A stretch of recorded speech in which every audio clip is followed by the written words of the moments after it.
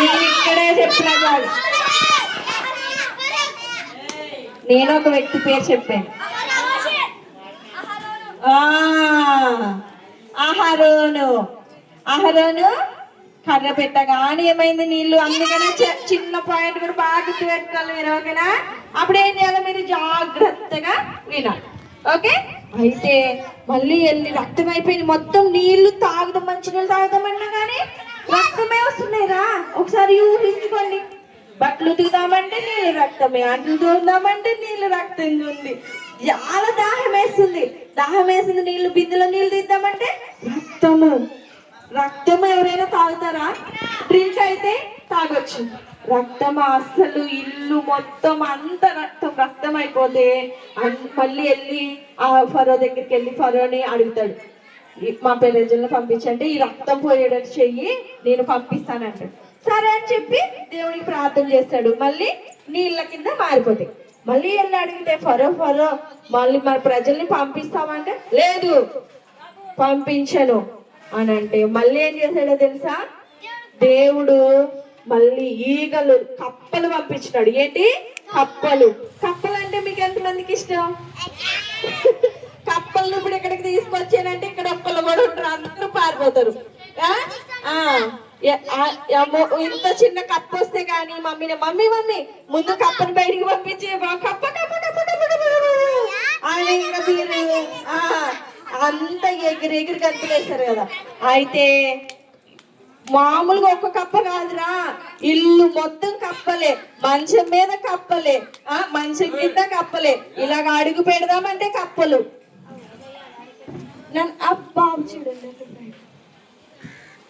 తమ్ముడు పైకి ఎక్కెడుతున్నాను, మొత్తం కప్పలేరా మొత్తం. ఇప్పుడు ఇదంతా కప్పలు ఉన్నాయని ఎట్లా ఉంటుంది అసలు ఊహించుకోండి ఒకసారి. కప్పలు మయ మొత్తం ఈగలు కాదు, ఫస్ట్ కప్పలు చెప్తాను, ఓకేనా? నేను ఒక దాని తర్వాత ఒకటి అడుగుతా. ఫస్ట్ రక్తం, తర్వాత ఏం చెప్పాను? కప్పలు. ఇప్పుడు మళ్ళీ వెళ్తాడు, మళ్ళీ ఫరో దగ్గర. ఫరో ఏమంటాడు? మోషే ప్లీజ్ మోషే కప్పలను తీసే మోషే, నిజంగా పంపిస్తాను, వెళ్ళిపోవచ్చు మోషే అంటే. సరే అని చెప్పి మళ్ళీ ప్రార్థన చేస్తాడు. మళ్ళీ ప్రార్థన చేస్తే కప్పలన్నీ వెళ్ళిపోతాయి. కప్పలన్నీ వెళ్ళిపోయిన తర్వాత మళ్ళీ పోతే లేదు నేను పంపించను, నువ్వేమైనా చేసుకో అని అంటాడు రా అని అంటే మళ్ళీ ఏం చేస్తాడంటే మోషే మళ్ళీ దేవుడికి ప్రార్థన చేస్తే ఈగలు మొత్తం ఈగలే, మొత్తం అంత ఈగలు మాయమైపోయింది. అన్ని ఈగలు, అసలు కొన్ని ఈగలు ఉంటేనే ఎలా ఉంటది మీకు చెప్పండి? చాలా కదా, ఇంట్లో నుంచి పారిపోవాలనిపిస్తుంది అంటే వాడికి ఈగలు ఉంటే. ఓకే, ఆ ఈగలు అన్ని మళ్ళీ ఏమంటున్నాడంటే జాగ్రత్తగా వినండి. ఫరో ఏం చేస్తున్నాడంటే కష్టం వచ్చినప్పుడేమో తీసేయండి పంపిస్తాను అంటున్నాడు, మళ్ళీ పోయి అడిగితేనేమో నేను పంపించను అంటున్నాడు. ఎన్నిసార్లు మొండితనంతో ఫరో ఏం చేస్తున్నాడంటే ఒక దాని తర్వాత ఒకటి. మళ్ళీ ఏం జరిగిందంటే పేలు ఉంటాయి కదా, పేలు తెలుసా మీకు? పేలు మొత్తం పేలుమయమైపోయింది. వేలుమయమైపోతే మళ్ళీ వెళ్తున్నాడు మోషే దగ్గరికి, తీయమని అడుగుతున్నాడు, పంపించేస్తానంటున్నాడు. మళ్ళీ వెళ్ళి అడిగితే లేదు అంటున్నాడు. మళ్ళీ జంతువుల మీద పొక్కులు కింద జంతువుల మీద వచ్చినాయి, మళ్ళీ వడగండ్లు వచ్చినాయి, వడగండ్లు పడినాయి. అయినా మళ్ళీ మొత్తం చీకటి. కొంచెం సేపు కరెంట్ పోయిందనుకో నైట్ టైం మీకు ఎలా ఉంటది?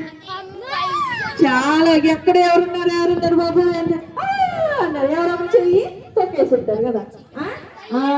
అయితే అంత చీకటి అయిపోయింది. ఖచ్చితంగా పంపిస్తాను ఈసారి అంటాడు. మళ్ళీ చీకటి వెళ్ళిపోగానే లేదు అంటాడు. లాస్ట్కి దేవుడు ఏం చేశాడంటే ఐగుప్తు రాజు యొక్క ప్రథమ కుమారు నుంచి మొత్తం అందరు కూడా చనిపోతారు. అప్పుడు ఇంకా వెళ్ళిపోండి అని అంటాడు. అప్పుడు అందరు కూడా బయలుదేరుతాడు. అంటే మొండితనం ఏం చేస్తుందంటే చాలా సమస్యల్ని తీసుకుని వస్తుంది. ఏం చేస్తుంది మొండితనం? మీ ఫ్రెండ్ ఎవరైనా డ్రెస్ కొనుక్కున్నారనుకో, అదే డ్రెస్ నాకు కొనియాలి, కొనే వరకు అన్నము తినను, కావాలంటే నీళ్ళు తాగుతాం, అన్నం మాత్రం తినను. ఇచ్చిన డబ్బులు దాచిపెట్టుకుని బయటికి వెళ్ళిపోయి తినేసి వచ్చి ఏం తినలేనట్టు మళ్ళీ అనుకుంటారు కదా. మాకు తెలిసిలే ఏదైనా కానీ ఖచ్చితంగా మొండితనంతో ఏం చేస్తారు, నాకు అది ఇస్తావయ్యో అని చెప్పి పేరెంట్స్ మీరు చాలా ఇబ్బంది పెడతారు కదా.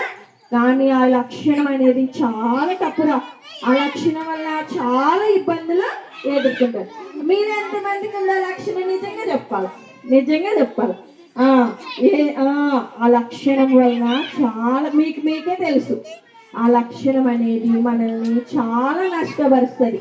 మమ్మీ ఇద్దరు పిల్లల్ని ముగ్గురు పిల్లలైనా ప్రేమిస్తుంది, కానీ ఎవరైతే సర్దుకుపోతారో మొండితనం లేకుండా ఉంటారో వాళ్ళ పట్ల కొంచెం ఎక్కువ ప్రేమని ఉంటది లోపల.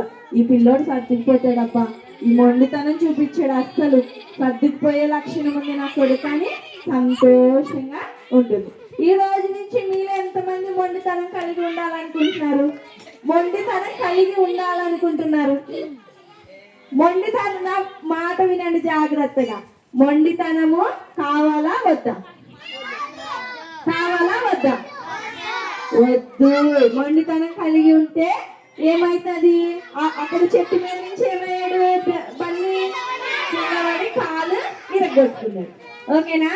ఎప్పుడైనా కానీ మొండితనం అనేది మీరు ఎంత బ్రతిమాలినా కానీ, మమ్మీ వాళ్ళు ఎంత బ్రతిమాలినా కానీ అస్సలు మాట అనేది వినరు కదా. కానీ అట్లాగా ఉండకూడదు. తల్లిదండ్రుల మాట ఏం చేయాలి?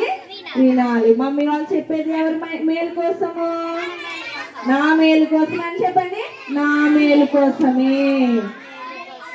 ఓకే, కన్నడ వాక్యం సామెతలు 16:20. మళ్ళీ క్వశ్చన్స్ అడుగుతా అని మళ్ళీ క్వశ్చన్స్ అడుగుతా. సామెతలు 16:20. సామెతలు 16:20.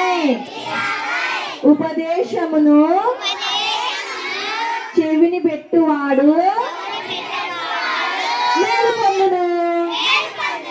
ఉపదేశమును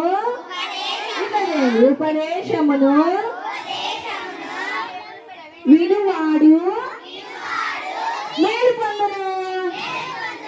వినువాడు అంటే మీకు క్లారిటీగా అర్థమవుతుంది కదా. ఉపదేశమును వినువాడు మేలు పొందును. మళ్ళీ నవ్వుతా చేస్తారా? యాక్టివ్ గా చేస్తారా? నీరసమా అంటారా? యాక్టివ్ ఇంటిదే లాస్ట్. ఓకేనా? యాక్టివ్ గా సంతోషంగా నవ్వుతా. ఓకే. ఉపదేశమును వినువాడు ఉపదేశమును వినువాడు వెరీ గుడ్. డిఫరెన్స్ ఎంత? ఓకే, 16:20. ఓకే, ఇప్పుడు క్వశ్చన్స్. ఓకేనా? క్వశ్చన్ ఏంటంటే, కప్పల తర్వాత నేనేం చెప్పాను? ఇంత బాగా చేసుకున్నారా? సరే, కూర్చోండి. మళ్ళీ ఇంకో క్వశ్చన్. చేతిలోకి చెప్పేస్తున్నారు వీళ్ళు ఆన్సర్లు. పేరు పెట్టి పిలిస్తే అవ్వదు ఇప్పుడు. ఓకే, చేసి కూర్చో. ఈగల తర్వాత నేను ఆన్సర్ అడగకుండానే పేలు అంటుంది. ఈగల తర్వాత పేలే చెప్పింది. ఓకే, జంతువుల మీదకి ఏమొచ్చింది? పొక్కులు. Very good. Green colour. Okay, next. వడగండ్లు ఉన్నాయా లేవా? ఓకే. వడగండ్ల తర్వాత నేనేం చెప్పాను?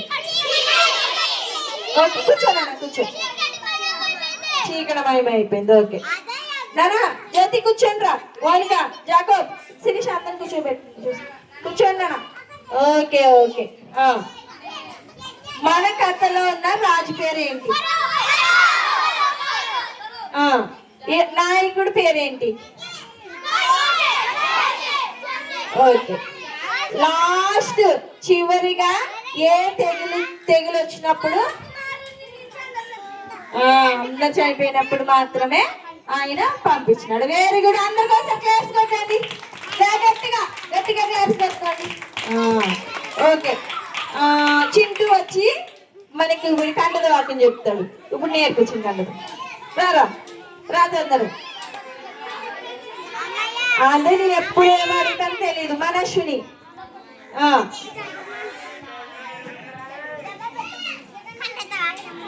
కంటద వాక్యం చెప్తాను.